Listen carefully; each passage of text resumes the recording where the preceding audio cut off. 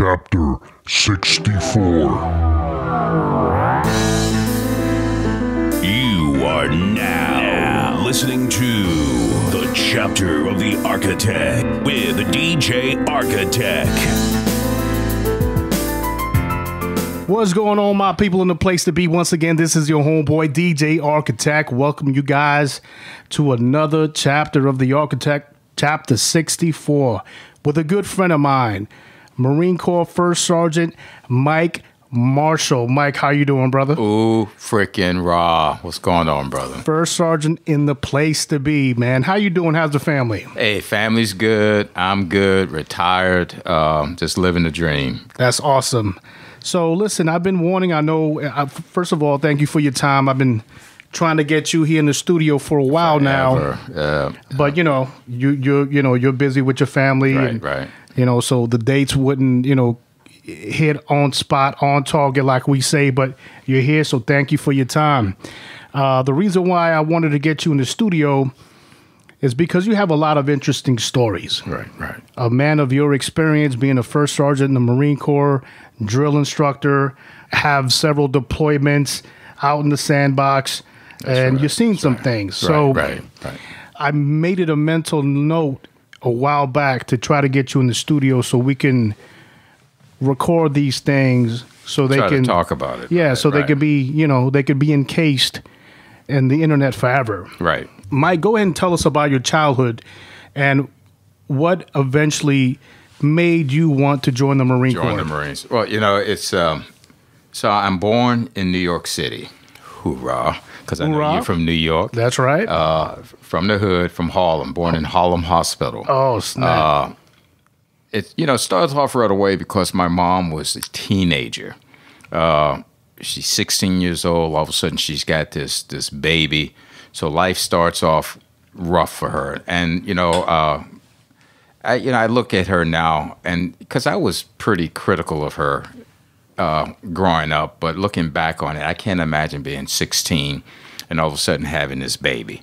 So, I grew up in New York. My grandmother comes to help out, because my mom has to work. But my biggest problem is first of all, being in New York, everything's constant, everything's fast. Didn't have that male role model.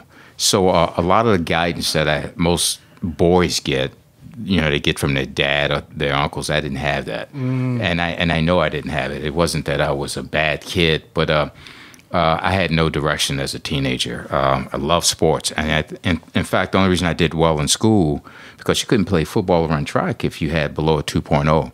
And the only reason I went to class because I wanted to do sports. Oh, okay. I went to high school, did sports, but I never thought past high school, Carlos. I never thought, do I want to be a doctor, lawyer, all that kind of good stuff. I just wanted to get out of high school. So high school's done. I remember graduating, and then that summer, my mom says, okay, you got to work. You got to do something. So I went and applied for the post office, and I started working at the post office. Post office in the 70s. I don't know. You've seen those mail bags? Yeah. Oh, my God. Let me ask you something, and I don't mean to interrupt, but a lot of individuals, now when you were working at the post office, was it on like some kind of temporary status? Or it was. And then because after that, you have to wait a while until you actually become a federal employee. Absolutely. But legitimately, even now, people nowadays look at that at those. I remember when I was back in New York, we looked at those jobs as, wow, man, you want to get in there. You're with the federal. You're working with the federal government. Good benefits. Right. But you were looking at it as, man, this is hard work. It was. It's you know laborious. what? And as a teenager growing up in your parents' house, you don't realize what work is until you're out there. That you have to do it yourself. Okay, I moved out, got me a little studio apartment. I didn't have any idea how much things cost, how much food cost. You remember Subway? Subway back then wasn't that expensive, but you had to pay for it every day going both ways. So I got my little apartment in the Bronx, and now I got to pay rent. I got to buy myself, and it's just me. I was working my butt off, and I was still barely making it. it took me a long time to buy a little black and white TV. I had one couch, and the couch was a couch bed, and that was my furniture. I had 2 plates and some forks and knives, but I'm like, and the work was hard, and the job wasn't guaranteed. Right. I'm looking at guys that had been there for a while. There's a couple of these old guys that a lot older than me, and I'm like, that's going to be me 10 years from now. That's going to be me. Yes. And they were not making that much more than I was making. And I am like, you know what? I need to do something better. It's not a lot to look forward to. To this day, there's one guy. He was Panamanian. He had a thick accent. He says, you need to go and talk to a military recruiter. I'm like, and this is, Vietnam is still going on when I joined the Marine Corps. And I'm like, and you hear all these things about Vietnam and people getting killed. What year was this when you joined the Marine Corps? 74. Wow. Vietnam was over in 75. Wow. And on the news every night, they would talk about so many VC killed, so many American soldiers killed. And that was people wouldn't put up with it today. 20 Americans killed. You always had 100 VC. Wow. I mean, and that was the regular news. And, they were giving out numbers, man. Right now, people don't want to hear that. No. Way too much people information. Get killed now, and that's way too much information. Absolutely. I remember the protesting's going on too. So we're talking all the anti-war movements going on. We're talking civil rights. So there's a lot going on, and I'm like, the military. I don't know. So I used to pass this recruiter office on the way to work every day. This gunnery sergeant, Carlos, high and tight, sharp ribbons. I had no idea what it meant, but it looked good. Right. He knew my name. He said, "Hey, Mike, how you doing?" Never once, "Come on, Mike, let's talk about the Marine Corps or anything else." First of all, I never thought about Navy, Army, any other service. I had friends that had joined the Marines, and they come back, and they were different human beings. Huh. It changed them. Right. So my coworker approached me. He says, "Mike, this is you in 10 years if you don't change something." And he says, "You'll be good. You're an athlete. You'll be good in the military." I'm like, okay. So I found out later he was a gunnery sergeant. I had no idea what it meant. I went and talked to him. He says, "Well, what do you want to do?" He said, "I just want to join the Marines." I had no idea you can ask for a job, Carlos. Specific, military infantry or something. I just want to join the Marines. And you know what? He didn't push it either way. He's like, "Well, okay, just go down here, take this test, the ASVAB test." Yes, sir. And I passed it. Not once. I found out later I had a opportunity to do a lot of jobs, but he never talked about that. And he said, and this is during the summer. This is like now we're talking July, August time frame. And he says, "Mike, okay, you passed the test. You can be a Marine anytime you want to be." I was going to say it sounds like a good recruiter, but that's not a good recruiter. No, a good recruiter would have gave me some options. Look, based on your ASVAB score, this is the selection of jobs that you have. What do you want to do? What do you want to do? What do you think you'd be good at? Right. But God was looking after me, Carlos, because if anything had been different, my whole life would have been different. I went back in there the end of July, early August, and said, and the work, and I was just fed up. Oh, I know what the tipping point was. Went home to the Bronx when I must have left my door open. That TV that I worked months to get, gone. Carlos. They took all my little silverware. They took all my clothes. In fact, whoever took my items swept my apartment. They cleaned my house and swept all the dirt in the middle of the road, and they left the broom in the dustpan. I am like, okay, I'm done. The audacity. The audacity. At least they could have trashed the place, but they cleaned my place for me. Oh my goodness, God. Wow. The next day I talked to the gunny. Gunny said, "When you want to leave?" I said, "I want to leave ASAP." I talked to him, Carlos, on a Wednesday. I was on a plane that Saturday going to Paris Island. And, back in those days, there's no computers. I can't research. I have no idea what to expect. Did the recruiter attempt to give you an idea of what to expect? No, not at all. What was your first impression of boot camp when you got there? Okay, so I get on there. I'm from New York, Carlos. I get on the plane with a bunch of other yahoos, and we all, hey, we join in the Marines. You're all motivated, and you fly down to Charleston. You remember this, Charleston, South Carolina. So I get off the plane, and there's somebody there in uniform to meet us. He gets us in a group.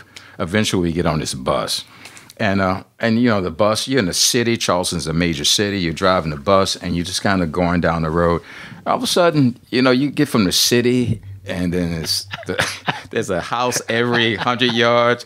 Then there's a house every 5 miles. I am like, and I had heard, Paris Island. I had no idea what it was. I didn't know about swamps in Paris. It's out in the middle of nowhere.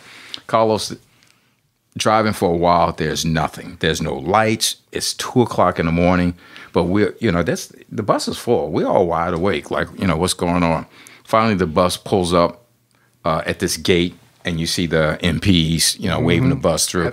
But you still know where you're going. If you remember Paris Island. Absolutely. The funny thing is, Mike, when I was going to Paris Island, right.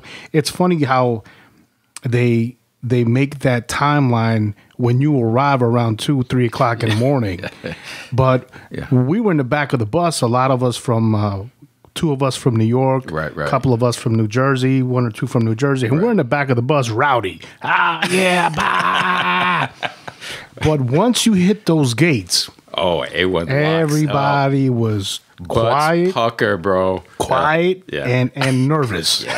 Yeah, and you can feel it. Yes. And you're looking at. I was like midway through. I'm looking at the bus driver. I swear he was smiling because he knows. Can I curse, Carlos, a little Absolutely. bit? Shit's gonna hit the fan. He knows. So he's driving along. Black, heavyset guy, and we pull in front of this building, and it's just this one light's on. They got a new complex down there now, but this back in my day it was these old buildings, old white buildings.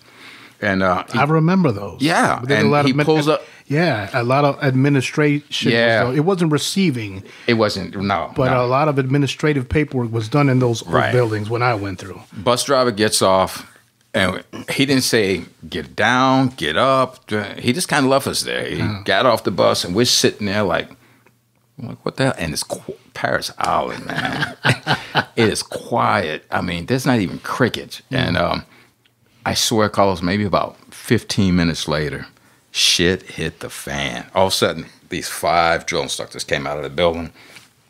And one of them, huge black guy, jump on the bus. If you're swallowing gum, you better freaking swallow it. When I say get up, and like yellow footprints, it's like, you have no idea what he's talking about. Like, what the F is a yellow footprint? Right. He's talking so fast. Yeah. His voice is loud and boisterous. Yeah. And so you're trying to understand what he's saying. And basically what you're doing is following the person in front of you. Right in front of you. Get the fuck out of the bus. So everyone's like, and, trying to find yellow footprints, trying to get your gear. And like, drop that. And it's like, okay. And then and I tell you to move. The whole drill instructor lingo. I want you to go inside. You sit down. I don't want you looking. Get your eyes off of me. Meanwhile, we ain't pissed in like 2 hours. That's right. Yeah. And so I know everyone, because I am like dying to piss. But so we get inside and we're sitting on the floor. Back in those days, they had tables. They would walk on the tables. So all you can see is their feet, but you couldn't look up. Right. And one yahoo's, hey, mister, I think he said mister, can we use the bathroom? Oh, my God, Carlos. 10 people attacked him. Bathroom! Ah! And I'm like, I'm just going to piss on myself. I am not asking anybody anything. Eventually, we got through that night. I think I swear, we went to bed like maybe 4, an hour later, the lights were on. Yeah. Yeah. Like, get up. And you're like, are you kidding me? We just got here. Yeah. So, and you start thinking, Carlos, we ain't even been there a couple hours. There's people already crying. Yeah. Like. That's the way it was. Oh, my God. Yeah. It's like, oh, you crying? You want to go home? And they were just looking for the weak ones. My whole goal was, I'm not going to say anything. I'm not going to show any emotions. I'm just going to sit. I'm going to be part of that wall. That's right. And just sit here and just kind of like, it's not that hard yet. Yeah. Next morning, gets us up an hour later, haircut, uniforms. bam, bam, bam. And things are happening quick. Before I realized it, we had been there maybe a day, day and a half, and we finally get to meet our drill. No, in fact, we don't meet our drill instructors. That's the day they give you your sea bags, you get all your gear. All your gear. And they march you. Get outside, get in line, formation. Carlos, they marched us for like 2 hours. I found out later after I'd been there for like, maybe not even 2 hours, hour and a half. After because I was a squad leader, so I got to walk around there. The receiving buildings was right across the street from the squad bay where we were. So it always dawned on me, why does it take so long? Why did it take? They must have took us out to the rifle range and back. Because I remember carrying sea bags. We had these, they call them chrome domes back in those days. Do you remember chrome domes? I know of them. We didn't have them though. Okay. It's the metal. Helmet. Yeah. Shiny. Keep your head cool or something. Guys, if you saw Full Metal Jacket, that's the chrome dome. Yeah. Okay. Yeah. Okay. So you're in line, tighten up, and it's yelling and it's sweating, and I'm like, man, wherever we're going must be out in the boonies. Turns out later it's right across the street. So we went to the squad bay. They set us down with our gear, and then they left. Yeah. And then that's when we met our drill instructors. Mike, what, in your opinion, what was the most difficult part of boot camp? The beginning. And you have to get used to the routine, the language, because it's a different language, Carlos. Right. It's head calls, decks, overheads, hatches, yes sir, no sir. There is no I. No. This recruit. Yeah, right. Drill instructor, senior drill instructor. Right. Yeah, your whole verbiage and the way you communicate and you have to learn that changes. quick, otherwise you're going to pay. And you have to memorize it. Like, guys, it's like sometimes it's like a paragraph that you have to memorize. Absolutely. And if you get one word wrong, everybody gets thrashed. Right. And Carlos, and then once you figure out the routine, human nature, you figure out what works for you.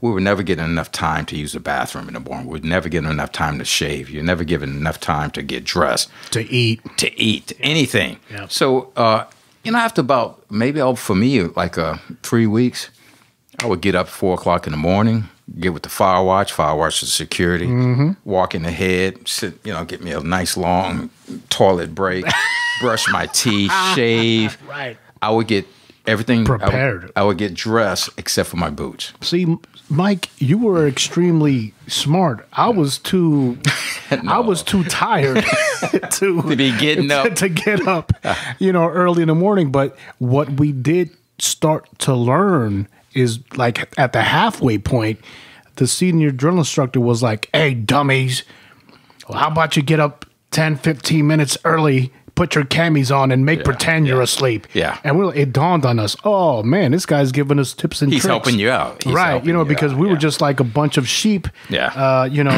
The thing that boot camp did for me, Carlos, in one word, and it's my senior drill instructor, I look back, he had to be maybe 24, 25. His name was Hunt. He ended up becoming a sergeant major. He came back as the depot sergeant major when I was a gunny. And you didn't realize these guys must have had 20 uniforms. But it's Paris Island. It is 90 degrees. It is humid. The humidity. This guy's uniform was immaculate. Yes. We would go PT, come back. He would already be dressed. And I saw him out there PTing with us, doing push-ups. Dried off uniform. Back in those days, the sateen starch uniforms. Yeah. I am like, how? Yeah. And I knew that's what I wanted to be. I didn't want to be anything else in the Marine Corps. I didn't want to be recon. I didn't want to be a tanker. I didn't want to be an officer. Carlos. You want to be a drill instructor? I wanted to be a drill instructor. Now, after Paris Island, what was your first duty station? I came out here to California. I had never left New York, so I came to California. It's SOI. Back in those days, they called it ITS, Infantry Training School. Came out here, humped the hills, and I thought I was done with boot camp. Now it's called School of Infantry. Yeah, School of Infantry, and it was stress all over again. But I did well in boot camp. Ended up becoming squad leader. I got meritorious PFC. I came out here to nice, congratulations. SOI. I killed SOI because it's been the athlete and being in the Marine Corps kind of works hand in hand. That's right. And my goal was not to talk. I wasn't going to complain. I was just going to be the first. I was never going to be last at anything.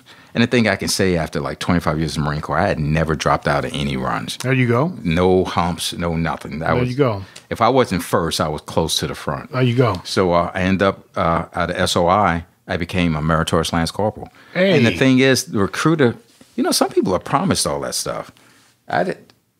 So I'm meritorious. I was number 3 in my class. Look at that. SOI. You and I have something in common. I was a meritorious Lance Corporal. Guys, meritorious means that you were promoted because you your peers or more the people that are in charge of you saw how you excelled and performed, and they decided that you were the best of the group that they had, and you went up against other private first classes, and then maybe there was 3 or 4 on that board where you would battle it out. You would go in front of maybe 3 or 4 staff sergeants, gunnery sergeants, and they would ask you knowledge questions. They look at your bearing. They look at your uniform. They'd make you do facing movements to make sure your uniform was squared away.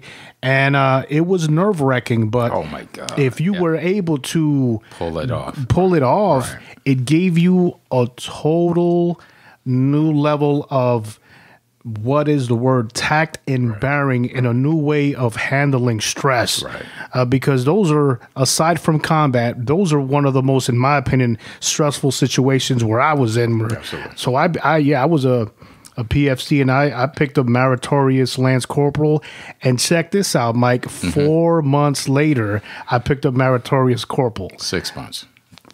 For you? Oh, look at that. So you beat me.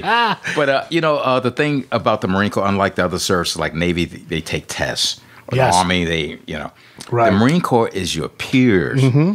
It is the people you work with every day. Yes, your leadership. So, everyone, I thank you for saying that. Right. Because you could have a book smart, like individuals in the Navy, they take a test. You could be book smart, be able to retain knowledge. But if you're an asshole or no leadership, a person that backstabs, guess what? You'll get promoted. Right. In the Marine Corps, for a meritorious promotion anyways. Right. You got to get the thumbs up from the people within your platoon. Right. To say, this is the person that we... Because they ask those guys, what is Carlos? Carlos is always helping other Marines out. He's always because the leadership don't see you in the dog days when things are going bad. That's right. So Carlos, I picked up meritorious Lance Corporal, and I'm infantry. I'm thinking I'm getting ready to go to 1st Marine Division, 2nd Marine Division.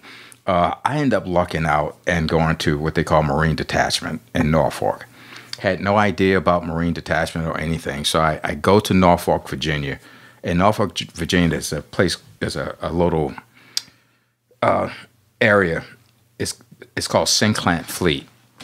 And what that is Commander-in-Chief of the Atlantic Fleet. You have Sinclair Fleet, Commander-in-Chief of the Pacific Fleet, and Commander-in-Chief of Atlantic Fleet. So I go to work in Sinclair Fleet. I didn't know this at the time. There was a guy named Jeremiah Denton. He became governor of, I think, Alabama or Mississippi, one of those southern states. But he had been a prisoner of war with John McCain. Wow. He was an admiral. He was at Hanoi Hilton during That's the prison camp, Right, during Vietnam. Now he's Commander-in-Chief of the Atlantic Fleet. At the time, he was a 3-star admiral. When I was there, he picked up 4 stars. And there was another guy under him named Admiral Kidd, which is another story. But Jeremiah Denton was a prisoner of war. Now he ran something called the Staff Academy, which all officers have to go through when they pick up, I think, captain or colonel. And he ran Sinclair Fleet. I became his driver. I'm Lance Corporal Marshal. I go interview in front of a lieutenant commander, and they called them orderlies back in those days. My job was just wherever the admiral wants, I'm the guy. At that time, did you realize the importance of that position? I hadn't. I'm learning it on the fly. Right. The thing the orderlies have to drive. Carlos, I'm from New York. Oh, wow. I had never drove a car. That's right. You were up and down on the subway. I was on the subway. I was on the bus trying to look fly in my cold weather gear. But it's funny, the Marine Corps. How do you have a driver's license? How long you drive? So I went for the interview, got the job as orderly.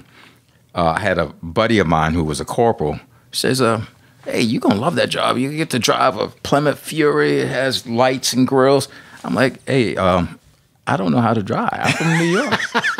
He took me out the same day. We went to Norfolk, Virginia, DMV, looked through the booklet. I took a driving test right there. Wow. Got my driver's license and became an orderly to the commander-in-chief. Out of here. How scary is that, though? Absolutely. You got a guy driving the head guy of the Navy. And you just got your driver's and license. I just got my driver's license. Hey, man, well, kudos to you for knowing what you had to do and jumping through the hoops. Yeah, so I, Admiral, about like 6 months later, said, how long you been a lance corporal? I'm like, sir, I've been in the Marine Corps 6 months. Well, how long is it between E3 and E4? You know, sir, I really don't know. I've never looked into it. Well, I think you need to be a corporal. I'm like, sir, I believe I do need it. He called my major, who's in charge of the detachment, and said, I want to make Lance Corporal Marshal a corporal. Major's not going to argue. Right. That next day, I was a corporal marshal. Wow, look at that. I'm like, what? Look at that.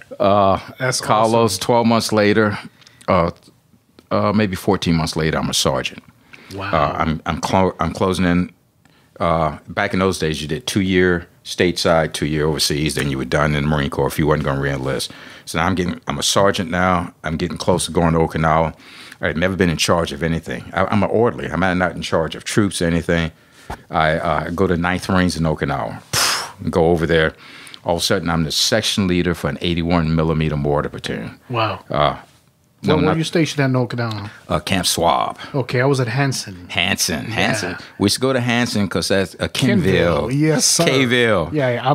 Can we say that over what we did in K-ville? Me and my buddy considered ourselves Kenvillian. we spent so much Knew time all out the there. clubs. And then we went down to Kadena. Oh, yeah, the Air Force the Base. Air Force Base, they had the best chow hall. Oh, so we used to yes. do that trip on the weekends. But up at Swab, it was a Hanoko. I did a little dive bars, but it was anything to get off base. The thing about Swab, though, unlike Hanson, we at the beachfront. Nice. So nice. we used to go out snorkeling. A lot of people didn't like the Rock. Had a great time at the Rock. I loved it. I was there for 2 years. I was supposed to be there for 1 year. Okay. But you extended? Yeah, because I was. Listen, I got real lucky. I got to do cold weather training in Mount Fuji. Okay, same. And then they sent me to South Korea for the 50th anniversary of the Incheon landing. Wow. So we had this huge ceremony with the Rock Marines, and it was beautiful. We were in our dress blues. Right. Nonetheless, I fell in love with South Korea. So I extended with the intentions of going back to South Korea. It never happened. I got to go to Camp Fuji, which is mainland Japan, ladies and gentlemen, once again. But you know what? I wouldn't trade that for anything. I loved it. But the thing about Okinawa, I still had in the back of my mind, Carlos, I'm a sergeant now. I was just going to check the block overseas. But all I wanted to do is be a drill instructor. I was going to re-enlist to be a drill instructor. I knew that when I went over there. But our whole company marched up Mount Fuji. I mean, the whole company went up there, had these old men with sticks passing us by. Went to South Korea, to Busan, trained with the Rock Marines who did mountain training. Yeah. That's some bad motherfuckers. Hardest military I've ever witnessed to this day. Guys, Rock Marines are the Republic of Korea Marines. Right. Bad motherfuckers. Yeah. Wouldn't Much want to mess respect. with those guys. And so we did training with those guys in Busan. We went by Seoul. The funny thing, going to South Korea, we went there in the wintertime. So we leave Okinawa, it's 90 degrees. We got all this cold weather gear. But, you know, you got the sleeves rolled up. C-130 lands in Busan. You can look out the back of the aircraft, snow. Yeah.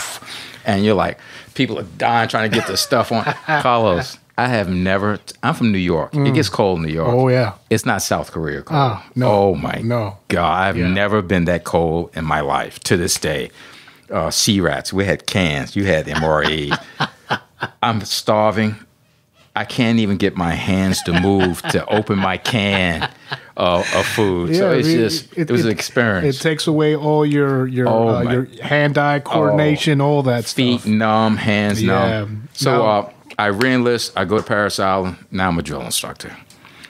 The thing about being a drill instructor, and I'm not sure how much time you got, it's just you get Marines from all over the Marine Corps to go down to Paris Island to be drill instructors. All MOS, dispersing, artillery, infantry, Amtracs. And the thing about all of them, because in the infantry, I'm the fastest runner. I was running 16, 17 mile. I was 300 PFT all the time. Guys, that 16 minute, that's 3 miles. Right. That's 3 miles, 16 minutes. That's not a mile and a half. Yeah. You go down to Paris Island, Carlos, that's nothing. I am mid-pack. You know, when I was in 9th Marines, me and my lieutenant, the first ones to finish. You go to Paris Island, you can't even see the people in front. There's people running 14, 15s down at Paris Island. Wow. Doing push-ups forever. So it was kind of humbling for me a little bit. I'm like, I thought my shit didn't stink, but you get to Paris Island. And then you're back in boot camp again, because the instructors at DI school, now, you think your uniform's squared away, but it's not squared away. They jack you up. And, because you have to be impeccable all the time. You have to be flawless. You are going to be creators of Marines, and that's the whole thing. You're gonna be making Marines. You're responsible for the carrying on of the Marine tradition. So if you're jacked up, they're going to be jacked up. Absolutely, absolutely. Paris Island. If it wasn't for me being a drone instructor, I probably would have got out of the Marine Corps. And not that it was boring. I love combat. I love being in the field, but the being a drone instructor gave me that polish that I didn't have. Being in the Marine Corps gave me the manhood. Being a drone instructor gave me all the other pieces I didn't have, like how to walk, how to talk, confidence. When I was a drone instructor, I'm 5'6". I always say 5'7", but I'm actually 5'6". I weighed 155 pounds my whole adult life. So I am this little guy in front of 90 human beings. I can get a platoon of recruits dressed out of the rack, dressed, shit showered, and out the door in 5 minutes. That is power. Yes, sir. Yeah. And I'm going to tell you, don't feel bad, Mike, because I'm 5'6" too. And the funny thing is, because when I first met you, I was like, look at this little guy. And you and I walking around like he owns the place. Yeah. And you and I are the same height. Yeah. But and my insecurity, my mom says that's why I joined the Marine Corps, because I was insecure about my height. The funny thing is, and I will say this about short Marines. Right. So there's a lot of gunpowder in them. Oh man. There's a lot of, you know what I mean? I don't know what it is, but it's because we have to prove because we're so short. My first sergeant said, "You are a hurricane in a soda can."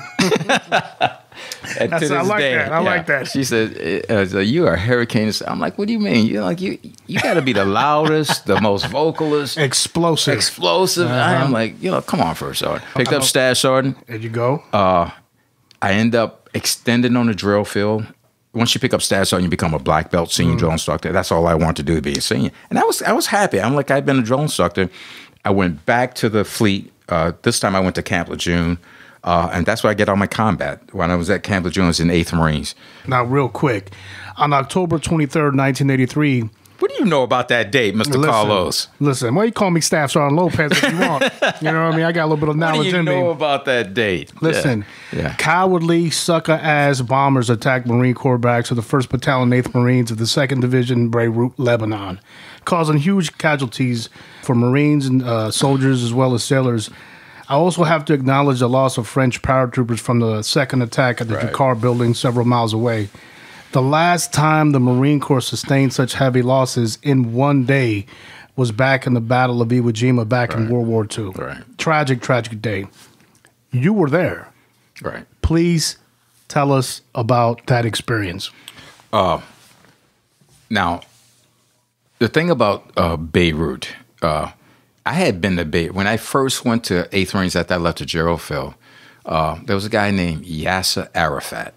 I remember him, yeah. Israel had, Yasser Arafat was in charge of the PLO, Palestinian Liberation Organization. They were bombing Israel. Israel invaded Lebanon, and they had Arafat and his whole crew pretty much encircled in Beirut. They sent the Marines there so they can get out without being massacred by the Israelis. So that was the first time I was in Beirut. And I forget what year that was. That must have been like in 81, 82. Because in 83, we're back in Beirut. 1-8 was in the bombing. 2-8, which I belonged to, was there to relieve 1-8. 1-8. So as we're arriving, as we're like pulling in, And and you've been on deployments. It's not like you can pick up a newspaper and read what's going on. No. All we getting is rumors that there had been an attack on the headquarters building. I had been in that building my first tour. And the things about Marine infantry, they always spread out. Never have a cluster of Marines in one place because all you guys can die at one time. And what do? They put all the headquarters in the terminal building at the airport. I mean, it's just totally against Marine philosophy. Purpose, right. So they killed. When we first got the word, we thought it was 50. Even 50 said, 50 Marines had just been killed at the embassy. Carlos, every 200 plus Marines. Every maybe 15, 20 minutes, it went from 50 to 60 to 70 to 100. And we're like, whoa. And we didn't realize it was just one bombing. We thought they were getting attacked. So finally, when we hit the shore, we got the word. We're part of the cleanup. Then they sent my platoon and my lieutenant. I was a staff sergeant at the time, up north to a place called Corniche, where they had just blew up the embassy. Steve Keir, the coach of the Golden State Warriors, his dad at that time was the president of the American University in Beirut. They walked into his office while we were there and executed him in his office. Wow. Steve Keir at the time must have been because we put his whole family on a helicopter. He must have been maybe like 13, 14. Wow. And I hear about Steve Keir later on because he went to the University of Arizona. I'm like, is that the same guy? So I looked him up. Yeah. And it turns out to be the ambassador's son. Sure enough. And then he ended up Michael Jordan. Look at the rest of the history. So, look at that. But we went there, clean up. So I'm in two places. And Beirut at the time is scary. I wasn't in Iraq or Afghanistan, but you wake up, you're in the middle of the night, you're out there, it's quiet, all of a sudden there's this huge explosion that just blows up the whole earth shakes. You have no idea where it's coming from. You don't know who's doing it, and you're just waiting for some truck to come down the street to blow your ass up. And we were there. That happened in October. I think we left that spring, so maybe April. And, 2-8 leaves. I go back to Camp Lejeune. Next thing I know, I'm up for orders. I go back to Paris Island. I pick up gunny. I become a series chief drill instructor in charge of a whole series. I get selected to go to DI school. Now, do you still keep in contact with any of those individuals from the Beirut bombing? Yeah, I have them all on Facebook. And it's funny. Some of those guys have only did 4 years in the Marine Corps. Carlos, I'm not one of those Marines that wear the cap, the pins and all that. Neither am I. Yeah, I don't have any stickers on my car. Yeah. Being the Marine and combat veterans here. Yeah, I agree with you. I think the day will come when I'll grab all my citations and like what you have there, Yeah. I have in there. It's like with all my awards. You know why I keep this at? In here. Yeah. Maybe one day I'll be that guy where I'll wear the the cap. Right. But not now. I don't know why. It's important to me. Yeah, it is. But it's not like it's not. It doesn't identify who I am. It's not everything. Yeah. And to me, it's I know what I did, right? Right. So if I put that out, it's for somebody else to know what I did. Right. Because somebody asked me. Right. So I don't. I don't know. I don't want to be braggadocious. Right. And I don't know if that makes sense. And you got these guys that did one. And not to downplay what people do, because I was in Grenada, I was in Beirut, I was in Somalia. I've been in these places, but unless somebody asks about it, it's just because my wife gets on me. She says, "I didn't know you did that." Mike, we've been together. Mike, we need. I know we're going to do what we can with this podcast, right? But we're going to need you for a part 2, all right? Because I had no idea that you were in Somalia or Grenada. 2-8. It was only 2nd Battalion, 8th Marines in Grenada. Okay. Yeah. And then there was the 82nd Airborne on the other side of the island. Yeah. It's wow. Tell us about Grenada. So I know it was Operation Urgent Fury. Yeah, there you go. When Grenada was certain things, we'll talk about like Grenada. We go there. Grenada is like the first day. It's pow, pow, pow, pow. They shot a helicopter down. A couple of people killed.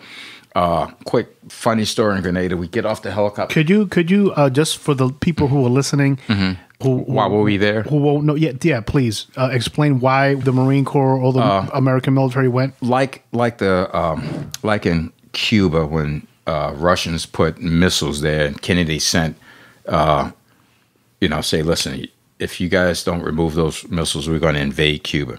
Same thing happened on Grenada.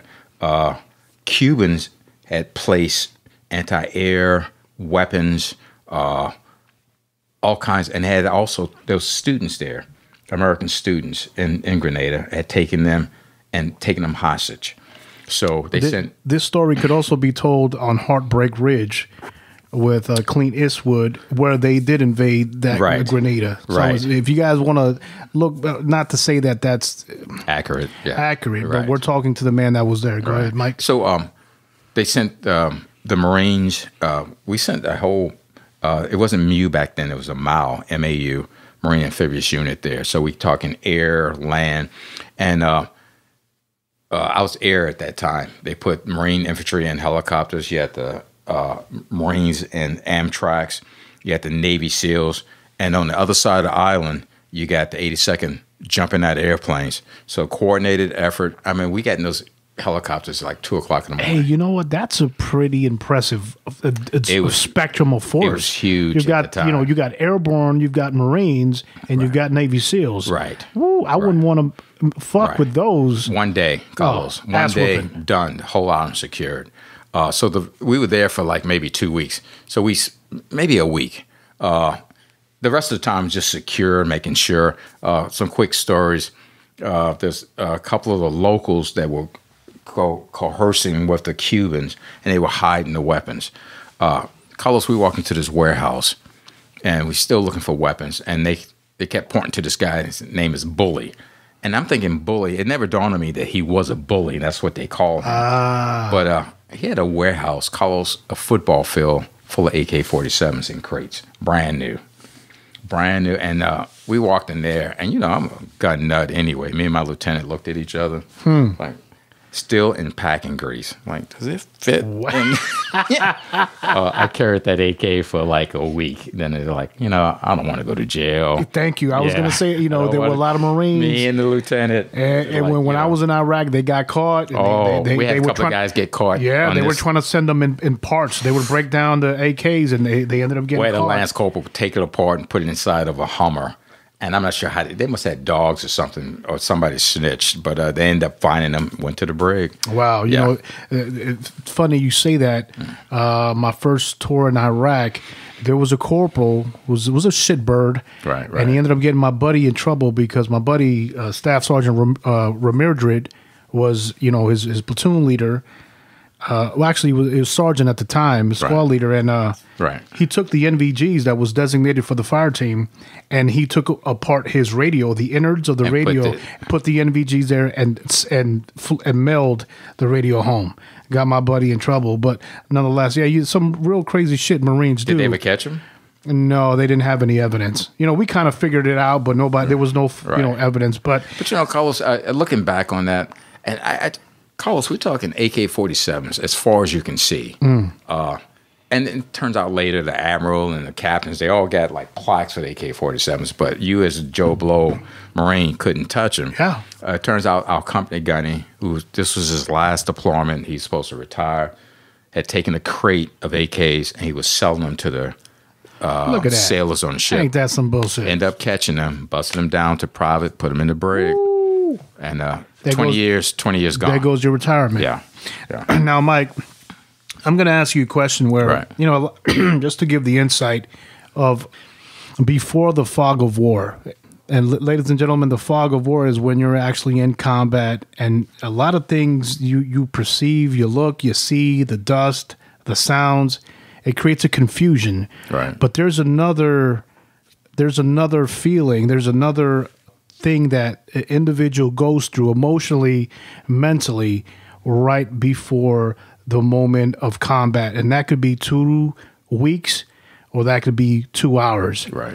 Can you explain to the individuals what that feeling is when you're sitting there with your platoon or the battalion, and then you have the most senior person giving you guys that inspirational speech about you guys are about to go to war, and then how do you deal with that in your own mental? Right. It doesn't hit you. It didn't hit me. So, you know, I'm riding around. Somalia is the best example because we loading into Amtrak's. The colonel had just got the Marine Corps is the only group that I know that does this, like a pep talk. I mean, we're out on the flight deck, we're out in the middle of the ocean, there's no lights, and he's like, you know, this is, you know, you can train, you can practice all your life for the Super Bowl and never play in the Super Bowl. You are lucky to be doing this and representing here. So, you know, don't let yourself down, don't let the Marine Corps down, don't let the country down. And you're like, you know, let's go. You know, that's what they're doing. They're feeding your soul the dynamite that it needs in order for you to go out there and be as precisely destructive as you possibly, because they need you to be that way. They need you to rush that fucking machine gun turret with 3 or 4 Marines in a tactical maneuver, and you can't think about it. You just got to fuck it. And that's the funny thing. I never thought about dying, or I could die in this helicopter or this Amtrak, or somebody can. First of all, you're so tired. You're so, Carlos, you know, before you realize you haven't slept in 3 days trying to get things done, and you are worrying about the next little evolution. That it's like days have gone by. You eat when you can. Right. There's no like lunch break or go to dinner or okay, let's lay down, ladies, and go to sleep. It's like there's no nap time. No, there's no nap. Because even on downtime, training, we got to train. Right. Did you clean your weapons? Right. When's the last time you cleaned your iPhone? What the fuck are you doing? Get the fuck up. There's always something to do. Something to do. And before you realize, days have gone by. Right. So thinking about like something happening to you, it's like you're not even thinking that way. In fact, you're thinking, most Marines are thinking about their troops. You know, hey, does my boys have enough child? Do they have enough water? Where are we going next? And the thing that I think about most is that I don't really actually think about it or ponder on it until I'm out of it, until I'm back on the ship, and I think about all the stuff we had done, and then it hits me like, you know. That's funny you say that. It hit me on 2 times when I was in Iraq, my first deployment. The first time was because when we went to Iraq, we were in commercial airplanes. Right. And as we were leaving, you know, we got our, you know, M16s, M203s, right? Walking on the aircraft. Right. Yeah. And as we're leaving, the stewardess are crying.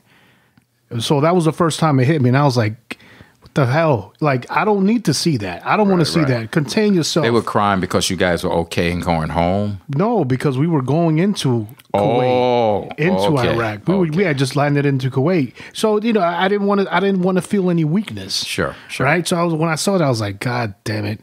And then when we were getting ready to cross, ladies and gentlemen, it's called the LOD, from Kuwait into Iraq, the line of departure. That's when you're about to go into combat. The staff NCO started passing out body bags, and when I saw that was the second time it hit me, and I was like, "Whoa!" Right. And then you're right. After you go through whatever skirmish or firefight you go through, it doesn't happen there at the moment, right? But because the adrenaline rush kicks in, and I mean, whatever fear you have, you just fall back to your basic level of training, right? And that kicks in, and you operate. But when you're by yourself, or it's quiet time, and you start going through everything that just happened. All of a sudden, you start feeling your heartbeat. You start beating a little bit quick, like, holy shit, man. Right. I'm in Beirut. We know we're going to be leaving shortly, maybe in a couple of weeks, you know, because they start, the 3-8 is on his way over, and so they want us to start, you know, writing what we do, let our plans on where the defense positions are, all that kind of stuff. And we get resupplied. You know, the Marine Corps teaches things, but then they don't practice what people get lazy. So, you know, you're not supposed to put a group of Marines in one building, you know. That's right. The other thing is, you don't want to do a routine. Like, if you're going to resupply, don't resupply in every the same Sunday. Spot. Right. At the same spot. Right. Same time. Bigger than shit. Every Sunday, 8-ish, helicopter comes up to our position, drop some chow and take our mail, and then go back to the ship every Sunday, Carlos, for like weeks. bigger than shit. I got this corporal, and I had just left the drill field, and he's like, I want to pick up sergeant. I want to be a drill instructor. And he was a radio man. He didn't have to go to the resupply people of my working party. Go down there, pick the stuff up, bring it back, right? He begged me, hey, Staff Sergeant, I've been here all this time. I just need to get out. Can I go with the resupply? And Gargano, I'm like, Corporal Gargano, I don't need you, bro. He said, well, I just want to feel like I'm doing something. All I sit here to do is listen. No, he's a dragon gunner. That was it. He was a dragon gunner. So I sent him on the freaking resupply. Bigger than shit. Sunday, nice, beautiful. Beirut's like Miami Beach. Beautiful green water. I can see the helicopter coming. I'm about a mile down the road. All of a sudden, Mercedes pulls up RPGs. Like, just shoot at. They shot the guy in the helicopter, the pilots. They did their little evasive action, and but just blew up at my working party. Boom, boom, boom, boom. One person killed. The corporal. And it just it hit me, bro. I'm like, he wouldn't even been there if it wasn't for you. It wasn't for me begging me to send him down there. So how because I could understand there could be moments of you blaming yourself for his death. How did you handle that? It was hard. I escorted him back to the ship. When we got home, me and a couple of my platoon buddies, I'm a staff sergeant, so I got a couple of sergeants, and we end up going to his house. He's from New York, upstate New York, and just the Gargano family. I still have him on my Facebook, but it's just they said he would rather be any place else, because you know how patriotic families are. Yes. He was a Marine. Yes. They're proud of him.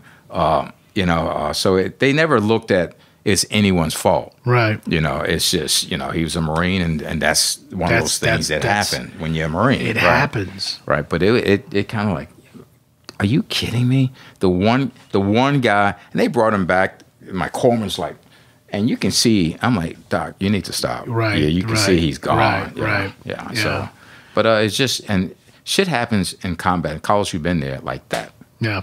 1 minute is Sunday, you BS and telling jokes, mama jokes, and next thing you know, freaking shit hitting the fan. Yeah, the next moment your asshole's trying to swallow your boxers. And like, what the fuck just happened?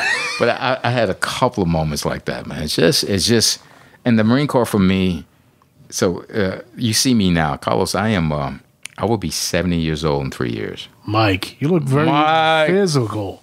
You are a physical specimen for such at 70 years old. Come on. The Marine Corps did this. The Marine Corps. I was a knucklehead, power to the people, Malcolm X. You hit me, I'm gonna hit you back. I was a angry black kid, and the Marine Corps just say, listen, you can talk the talk or you can walk the walk. People I put through DI school. One became Sergeant Major in the Marine Corps. What? What? Could you explain to the people what the Sergeant Major of the Marine Corps, what's that title entail? First of all, to be a Marine Sergeant Major is the highest enlisted rank in the Marine Corps. You have the officer ranks, which goes from second lieutenant to general to commandant, and then you got enlisted, which goes from private, nothing on your sleeve, to sergeant major, 3 up, 4 down, star in the middle, and the equivalent is bursting bomb, which is massive guns, which is also important. But and I used to tell my lieutenants, you know what, y'all can be commandants, y'all can be in charge of units. You can't be a drill instructor. Oh, valid. And he's like, what does that mean? I'm like, you can be, I'm just telling you, don't take it personal. Yeah. You can be the commandant of the Marine Corps. You can't be a senior drill instructor. Have you ever been a drill instructor? Right. It's like, you see this smoking, Lieutenant? You can't put this on. Another rank that to me is prestigious and almost like the white whale in the Marine Corps is a gunner. Gunner. Mike, can you explain to the people real quick what a gunner is? The bursting bomb. Right. You have the warrant officers, and there's like a master gunnery sergeant. Those are experts in their field. They can be in EOD, which is explosive ordnance. They can be, gunners are masters of professions. of the weapon system. Absolutely. I had this gunner at the rifle range. I'm a senior drill instructor, and this one recruit just can't get on target. And we're at the 500-yard lines. Marines have to qualify at the 500-yard line. Iron sights, ladies and gentlemen. No Iron, scopes. right. No Iron freaking sights. red dot, Okay, nothing, man. for you dummies, that's 5 football fields, all right? And we got to hit black on target. Black on target. No scope. Gunner Wainwright, I remember his name. He was legend at Paris Island. Took this recruit's weapon. No changes to his sight, alignment, nothing. In the offhand, shoots 5 bullseyes, throw the weapons back to the recruit. Ain't nothing wrong with this rifle. I mean, he was that guy. He didn't care about what his uniform looked like. He was a master. He wore you have your shooting badges. Yes, sir. You have those guys that wear those special badges. Oh, yeah. Oh, he had like a couple of those, like those gold badges. Wow, absolutely. I don't even know how you get those colors. Right, it's probably 10 plus expert, I am like, but the gunner, when the gunner actually has as much respect, if not more respect, than the general. I mean, because no one questions the gunner, man. I have the utmost respect for gunners. I've only met 3 in my whole entire Marine Corps the career, bursting bombs. and that goes for Chief Warrant Officer 5s also. Right. They're far and few between. Now, First Sergeant, what would you say to a civilian wanting to become a Marine, and what would you say, and what recommendations would you give to a young Marine to succeed in the Marine Corps? Right. The Marine Corps is not. You can't join, like you always hear these guys, I want to be a Navy SEAL. That sounds good, and it's very like movie-like. Same thing would be, I want to be a Marine. And first thing you ask them, it's like, so, do you play any sports? And you try to equate it to something that they realize. And you ever been on a team that has never won a game, and you're like, I want to quit the team? Sometimes being in the Marine Corps is like that. You're going to get in a place where it is this, as Carlos, I was a first sergeant laying on the beach in White Beach, freezing my ass off, wet. We had just attacked, I forget that island out there. And I'm sitting there watching I-5, the cars go down I-5. And I'm like, I am 40-something years old. I am a first sergeant. I am soaking wet. And there go Carlos Lopez in that car with the heat on, jamming. Why am I doing it here? You always have those times in the Marine Corps. And you're like, this is greater than that.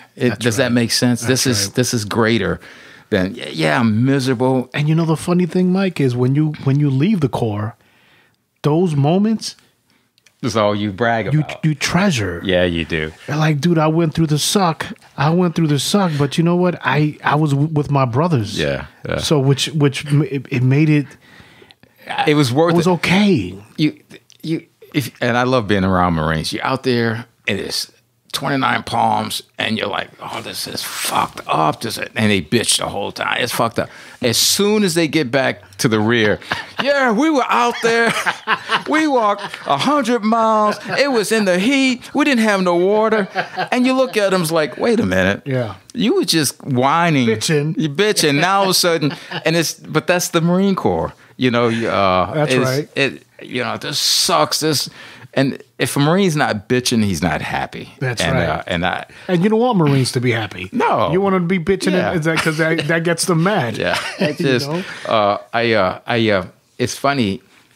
I can remember the Marine Corps like yesterday. I can't tell you what I did yesterday at home, Carlos.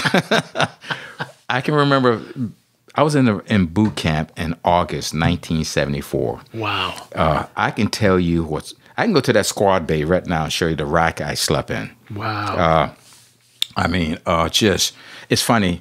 I was a recruit in the same squad bay as I was a senior drill instructor. Oh, no way. I remember when I first got that platoon, my first platoon as a senior drill instructor, I was in the same squad bay that I was as a recruit, and it felt funny being there. Did you take a moment by yourself to go to your old? I did. Rack? I went to my rack. I would have did the same thing. There's a third rack down on port side, on starboard side, and I was on the bottom rack there, and I remember that. I remember, and it was just And it's just it was weird for me for like a second, like damn. Now, what would you say to a young Marine wanting to succeed in Marine Corps? Marine Corps is hard, Carlos. It's like being a Navy SEAL or being Delta Force, like Patrice's son was going for Ranger, and I think there's one common denominator to all of that. Is one, you cannot have any quit in you because you're not going to be the fastest, strongest. The difference is who quit and who stays. You can't stop. You can't stop. Yeah. On the runs, you've been on those runs in formation, and you're like, I can't take another step. Yeah, but you do. You do. Yeah. Carlos, you know how I used to judge him? I was a PT instructor at DI school. I used to tell him, okay, we're going to run 5 miles today. We're going to go and come back to the school. I would look at I was a gunny. I look at the first sergeant. He knew I don't want to stop at the school. I want to go past the school. Oh yeah, because what you want to do is you want to break their spirit. I want to break them and I'm like, and then I start because once they see they the got school, their mind made up. They think their school. They're done. This is the finish line. Right. The moment you go past the school, you break them. You break their soul. And I want to see who those people are. That's right. Carlos, as soon as we get to the DI school, and I'm like, we made it home. 1 mile. No. And then, okay, here we go again. Around half the class will fall out. And also the cadence. Yeah. The volume of the cadence. They start getting loud. Going home. Going home. Yeah, but then when you go past it just dies. They're like, there's no volume. Like, we're going again. No. Why me? It was classic. It was classic. Half Carlos. This is like school was like 50 students. I swear, half of them would just drop. Like, okay, I'm done. Yeah. And I used to thrash those guys. Right. You want to be a drill instructor? You give me all this. I want to do that. That's all freaking talk. And I used to put them in a pit for like an hour and just trash them. Good. Because you want to be a Marine. You got to think of the worst thing that could possibly happen. Yeah. Worst conditions, and you got to be okay. I'm okay with that because it's all mental. Your blues and your parade. It's all mental, man. It's all mental. And you know the thing about it is that goes for anything in life. Right. You could be in the most poisonous, toxic environment, right, and still be able to handle it as long as you're okay mentally. Because once you quit here, you're fucked. Yeah, you're right. Jeremiah Denton, going to that admiral that I talked to. It's funny. He didn't never talk to me. I ended up reading his book. So he's in Hanoi Hilton with these other prisoners. You know, they never saw each other. The only way they communicated was Morse code. By knock and Morse code, yeah. And can you imagine being someplace for 7 years in a cell, you're getting your ass beat, John McCain, and you have no idea when you're going to get out of there? I mean, and it's like, so when I hear people trashing military people like they did today, I don't want to get into politics. It's just, I'm like, as soon as military made me what I am today, and when you can't talk about it. Only one who can talk about the Marine Corps was the people who served. That's right. Within the Marine Corps. Right. Anyone that served, because I've gotten open-minded. Listen, and we can talk about politics, but there was an idiot who's in fucking charge right now that said he didn't care for McCain because he got caught. Right. That is the most stupidest thing that I've ever heard. And even after the man dies, he is still going after him. I am like you with your bone spurs. You can't. If you are a Medal of Honor winner, okay, maybe you can say something. But you have never been in the military to talk about someone like that. Yeah. Jeremiah Denton was John McCain's commanding officer. I think John McCain was a lieutenant. Jeremiah Denton was a lieutenant commander. Both flew A4s and, got shot down. Right. Jeremiah Denton couldn't stand up straight. He just a quick Jeremiah Denton story. You heard about this guy that the North Vietnamese made him go on TV to denounce the U.S. That's right. He was doing Morse code with his eyes. That was Jeremiah Denton. That's the guy I drove for. Right. Oh, get the fuck out of here. Wow. He used to scare me, Carlos. I used to go to his house, his quarters, early. He wanted to be picked up like at 5:30, sun coming up. And I'm in the car. His wife used to give me donuts and cookies. But you just made me spit my mouth. I go to the door. He is standing in the screen door. They used to wear maybe he has these white uniforms. And I'm looking down. I'm going in. I'm getting ready to go in and get me some cookies. He's standing in the door, and he's just like, and he never looks at you. Mm-hmm. I mean, you'd be talking to him, and he would talk to you, but he would never look at you. Right. And it was just, and he's tall, but he was always humped over. Huh. And then I found out later, they put him in the box. It was because of the injuries. Injuries, yeah. just. But and he's sitting in the car. And I can't drive. I just got my driver's license. Norfolk got all these railroad tracks. Fuck this man up. I am driving. He's got a cup of coffee. They didn't have coffee mugs back then. I am like, you know what? They're gonna put me in the Hanoi Hilton. And I'm driving slow, and he's like, "Hey, Lance Corporal, we got to get there on time." And I'm like, do you want to spill coffee, or do you want to get where you go? It was just, I have a million of those stories. Wow. Man. Well, we definitely got to get you back here, First Sergeant Mike Marshall. Listen, frickin' raw, peace in the Middle East. It's been a pleasure, ladies and gentlemen. This has been Chapter 64 with First Sergeant Mike Marshall. Hopefully, we'll get you back, brother. Once again, thank you so much for your time. DJ Architect.